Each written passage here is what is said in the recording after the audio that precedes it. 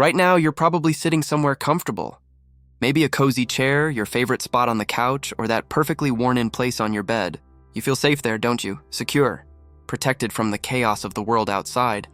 But what if I told you that the thing you call comfort isn't protecting you? It's burying you alive.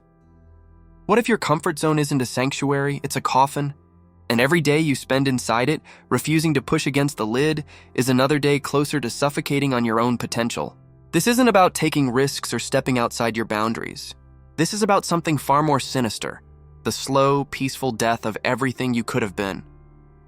Look around your life right now. Really look. That routine you've perfected, those habits you've cultivated, those boundaries you've drawn around yourself, when did they stop being choices and start being walls? When did your preferences become your prison? When did playing it safe become playing dead? Comfort is seductive because it whispers the most beautiful lie, that you're choosing peace over chaos, wisdom over recklessness, maturity over foolishness. But what you're really choosing is the slow suffocation of your soul. Every time you choose the familiar over the unknown, the safe over the significant, the comfortable over the challenging, you're shoveling another handful of dirt over your own grave. You're not alone in this graveyard. Look around. Millions of people have built their own comfortable coffins. The career that pays the bills but crushes the spirit. The relationship that's safe but loveless. The social circle that accepts you but never challenges you. The routine that's predictable but meaningless. We've created a civilization of the walking dead, people who are breathing but not living. The most terrifying part isn't that you might die in your comfort zone, it's that you might live there.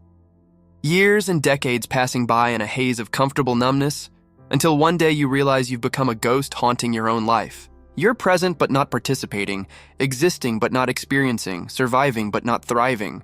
But the coffin has voices, doesn't it? They sound like wisdom, like maturity, like common sense. Be practical, they whisper. You have responsibilities. You're too old to start over. What if you fail? What will people think? These aren't the voices of reason. They're the songs of the dead trying to convince you to join them in their comfortable graves. But sometimes, in quiet moments, you catch glimpses of life beyond the coffin.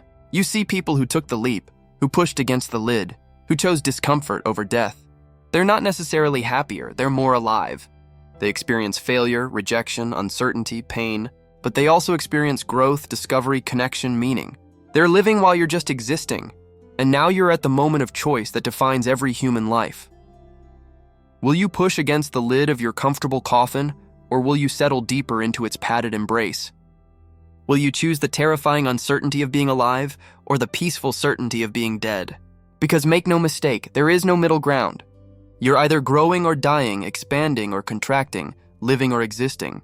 The first push is the hardest because it shatters the illusion that you were ever safe in there.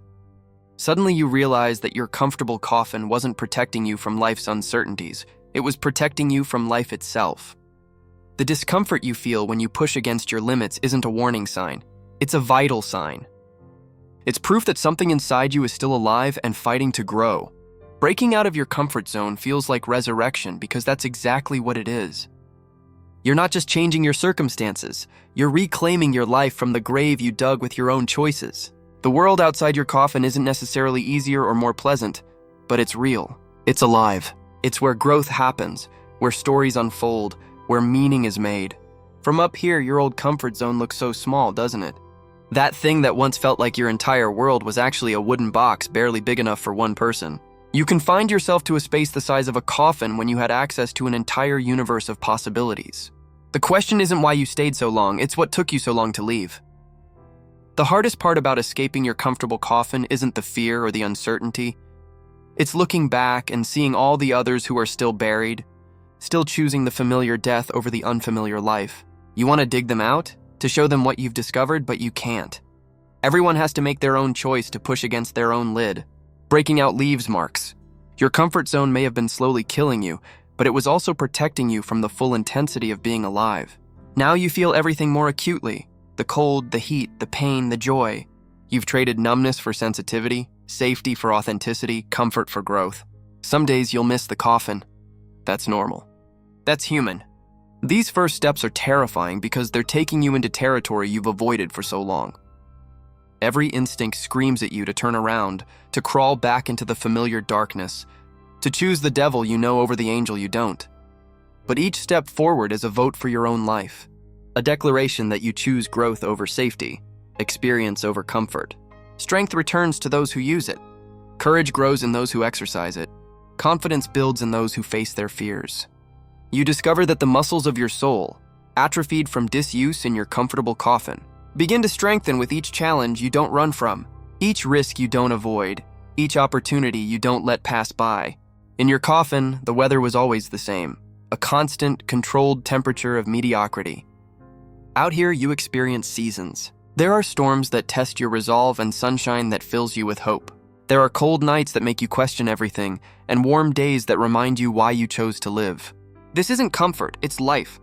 You meet others who've made the same choice, who've pushed through their own lids and emerged into the uncertain light of living. They have different stories but the same scars, different journeys but the same courage. Together, you realize that the fellowship of the living is deeper and truer than the company of the comfortable dead. The temptation to return never fully disappears. Life offers you new coffins regularly, comfortable jobs that require no growth, relationships that demand no vulnerability, routines that need no courage. Each one is more comfortable than the last, more seductive in its promise of safety. The difference now is that you know what they really are, graves disguised as gifts. Each time you choose discomfort over death, uncertainty over stagnation, challenge over ease, you're not just making a decision, you're declaring your aliveness. You're saying to the universe, I choose to grow, I choose to experience, I choose to become. And the universe, in its infinite wisdom, responds by offering you exactly the experiences you need to keep growing. Your escape becomes an invitation to others. Your courage gives permission for their courage. Your choice to live fully becomes a beacon for those still buried in comfort, still choosing the slow death of safety over the vibrant uncertainty of growth. You can't force them out, but you can show them it's possible. Outside your coffin, you discover that discomfort isn't just the price of growth, it's the raw material. Every challenge becomes an opportunity to expand, every uncertainty a chance to discover new strengths, every failure a lesson in resilience. You stop running from difficulty and start running toward it, knowing that's where life happens. You understand now that comfort zones aren't about physical spaces, they're about mental and emotional boundaries you create out of fear. The real coffin was never a place, it was a mindset. The real escape isn't to a new location, it's to a new way of being.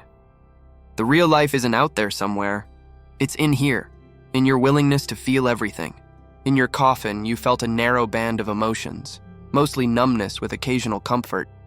Out here, you experience the full spectrum of human feeling. Yes, you feel pain more acutely, but you also feel joy more intensely. You experience fear, but also courage. You know loss, but also deep connection. This is what it means to be fully alive, to feel everything without being destroyed by anything. The place where you were buried becomes the ground where new life grows. Your old comfort zone, once a coffin, becomes compost for your growth. The very thing that was killing you slowly becomes the foundation for your flourishing. This is the alchemy of courage, transforming death into life, comfort into growth, safety into strength.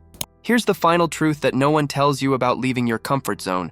Eventually, you don't need a comfort zone anymore. Not because you become invulnerable to discomfort, but because you become friends with uncertainty. Not because life becomes predictable, but because you become adaptable. Not because you stop feeling fear, but because you stop letting fear make your decisions. You realize that the opposite of a comfort zone isn't a discomfort zone, it's an aliveness zone. And once you've tasted what it means to be fully alive, you'll never voluntarily return to being comfortably dead. So I'll leave you with this question, and I want you to feel it in your bones. What coffin are you lying in right now? What comfortable death are you choosing over an uncomfortable life? And more importantly, are you ready to push against the lid? Because the only thing standing between you and the life you were meant to live is your willingness to be uncomfortable long enough to grow. What if it's different than what you've been told? What if your comfort zone really is your coffin? And what if today is the day you finally decide to live?